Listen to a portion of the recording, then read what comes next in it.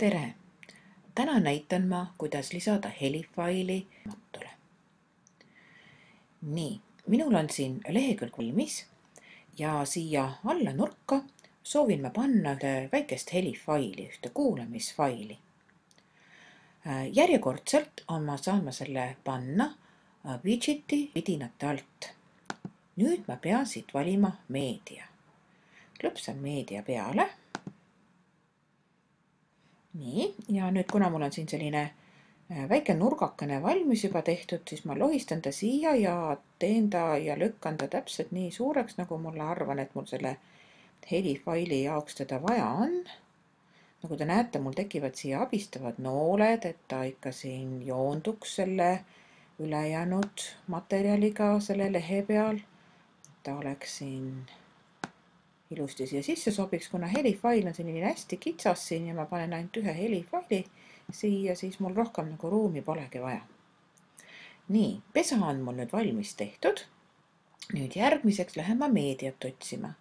Oma helifaili leian ma siit meedia alt. Nii, klõpsan ta peale. Ja mul ongi siin audio kohe lahti.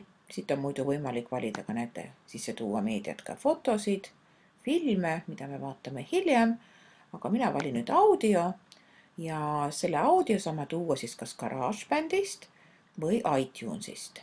Minu see helifail, see MP3 fail, mida ma siia sisse soovin tuua, asub iTunesis. Nii, valin siis selle faili, otsin ta ülesse, nii, siin ta ongi üpris lühikene ja lohistan ta siia aknasse. Nii, ja siin ta ongi nüüd juba kohal. Nii, edasi. Panen nüüd praegu selle meedia kinni, et ta meil siin ees ei oleks. Ja vaatan, et kuidas ma saan siis jälle seda paigutust siin muuta. Et siin ta praegu ütleb, et ta on movie 1.1 ja siia tuleks siis mingisugune pealkiri. Noh, ma vaatan, et mulle vist meeldiks, kui see oleks ainult üleval see pealkiri, et all ei oleks. Ja tegelikult ma vaatan, kas siin on võimalik ka panna ka, ei ole võimalik, jääbki movies, ma pean seda käsitsi panema. Nagu alati see võin ma siis võtta kas selle alumise teksti ära, selgituse või mitte, või jätta ta. Minul on täna see vajalik, sest ma kavatsen siia teksti selgitusse panna instruktsiooni. Nii, ja nüüd ma lähen ja toimetan natukene selle meediaga. Panen siia listening 1, et see on esimene kuulamisülesanne ja siia, näed, nüüd läks paigast ära, alles pean klõpsama ennem. Siia alla paneme nüüd käskluse.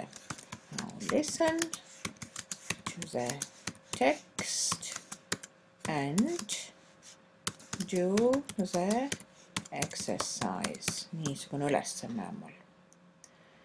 Nii, ja ega siin rohkemat ei olegi.